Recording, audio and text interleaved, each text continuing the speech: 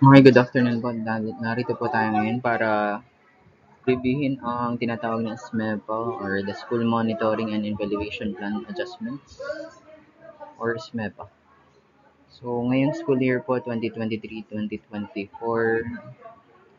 ginawa na po ang chief advisors ng per grade level ang pinaka magko-collate or gagawa ng SMEPA report. So, re-reviewin lang po natin kung ano dapat yung mga nilalaman nito. So, last 2 school years, ang rationale po natin ay nakaangkla pa rin dun sa binuo ng Sir Carlo na Teach Health. Nandito pa rin po yung rationale. You can still adopt this, I think, for this school year. Ang aking nire-review po ay way back 2022-2023 kasi ang latest data po ay na kay Ma'am Shelo. Pero halos same naman po ang mga nilalaman. So, unang-una po sa introduction, kung quarter 1 ito, lalagay yung distribution of teaching and non-teaching course ng buong lusakan po ito.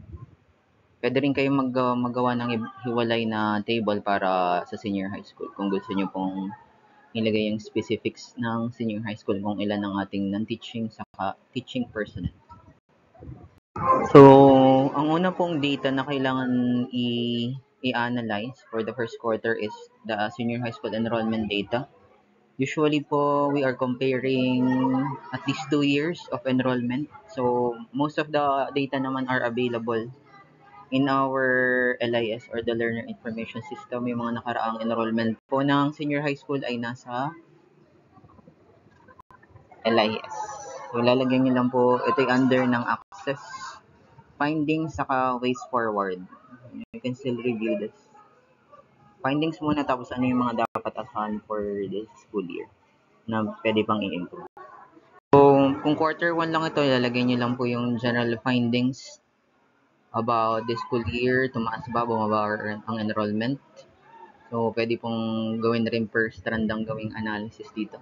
And also, kung ano yung ways forward pa. Ano pa yung balak ng kasalukuyang senior high school administration to increase enrollment. So, beforehand, kailangan nakapag-identify na rin po tayo ng learners at risk of dropping out as compared to the student population. So, for quarter 1 and quarter 2, pwede na tayo mag-identify nun. You can have your findings and ways forward also, comparing enrollment against start. If we will have our dropouts for quarter 1 or the first quarter of our semester, then we should include a slide comparing or having this particular layout, the student population, LARDO, and dropout. And also have your findings and ways forward. So for quarter 2, you can also have the number of failed learners kung merong bumagsak ba. In terms of the GWA or overall average for all the learners. Ganun din yung gagawin for quarter 2. Still under ng quality yung mga MPS results natin. So wala pa naman tayong compare. So mainly data pa lang po ng MPS natin for all the subjects in the senior high school ang ipopost dito. Sa numeracy assessment, kung i-relate natin sa mga mathematics subject, pwede nyo rin po i-analyze yun. Nada-target ba natin yung mga district targets? For example, at least 70 ang MPS for the first quarter para may matarget tayong improvement for the second quarter. So, yun po yung sa quality, halimbawa sa numeracy assessment. Pwede rin i-relate dun sa per subject, halimbawa ang i-analyze ay MPS ng mathematics, yun mainly ang magiging content ng numeracy.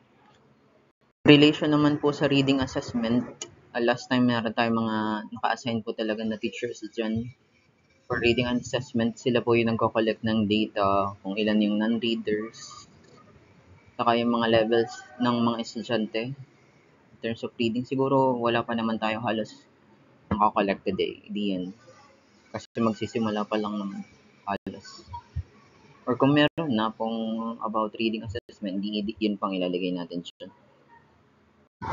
So, kung babalikan yung nakaraang inset, so i-report rin po natin yun sa SMEPA kung ano yung mga naging evaluation, ano yung natapos natin nung inset, and paano natin yun in-apply. Halimbawa, parang in-apply pa rin naman natin yung ID exemplars, yung paggamit ng SOLO framework, and RBT and MDOT or multi-dimensional assessment sa paggagawa ng ating mga quarterly. So, huwag kakalimutan yung mga pictures ng documentations. Siyempre, maglalagay tayo ng challenges in connection to MELCs. Mag-identify ng mga least mastered competencies kung meron sa mga subjects. First strand siguro. Or halos karamihan naman ay mga core subjects ang na-mention dito na may least mastered competencies. Kung meron mga special, edi may mention din po. Then, parang ganito, lalagay nyo rin po yung mga challenges nung nakakaharap ng teacher. Halimbawa dito ay nabanggit dito yung challenges of doing multidimensional assessment tools saka yung pag-maintain ng SOLO framework. Kung sa quarter 2 na ito, meron kayong adjustments made.